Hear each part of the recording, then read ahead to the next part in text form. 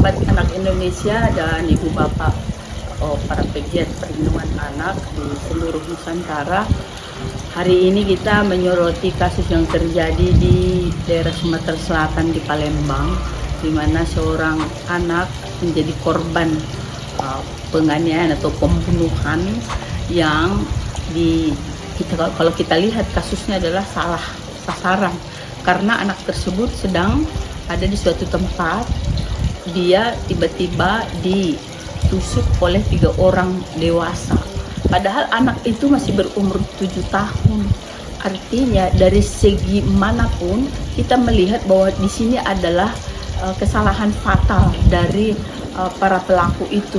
Apapun ceritanya, tidak akan mungkin anak yang masih berusia 7 tahun mempunyai permasalahan dengan orang-orang dewasa.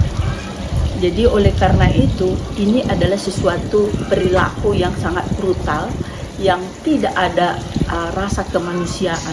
Oleh karena itu, kita dari Aris Merdeka Sirait Foundation berharap sekali supaya kasus ini diungkap secara tuntas.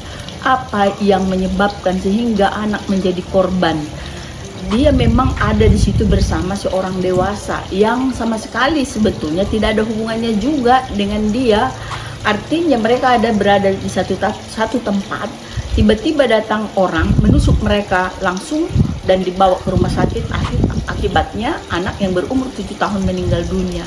Ini adalah sesuatu yang peristiwa yang membuat kita lagi-lagi harus merasa sangat sedih dan miris, karena orang dewasa sampai saat ini belum melihat anak sebagai anak yang harus dilindungi dari segi apapun, baik dari kekerasan, dari ketidakadilan, dari pelanggaran hak-hak anak apapun. Seharusnya anak yang masih berusia 7 tahun tidak pantas untuk mengalami kejahatan yang seperti itu dari orang-orang di sekitarnya, apalagi itu dilakukan oleh orang dewasa. Oleh karena itu, kepada semua kita, khususnya kepada ibu, bapak, para orang tua, jangan pernah lalai untuk membiarkan anak kita sedang berada di luar rumah tanpa kontrol yang jelas. Kemanapun mereka pergi, harus kita selalu waspada, apakah mereka ada di sekolah atau sedang bermain di luar rumah dengan siapa.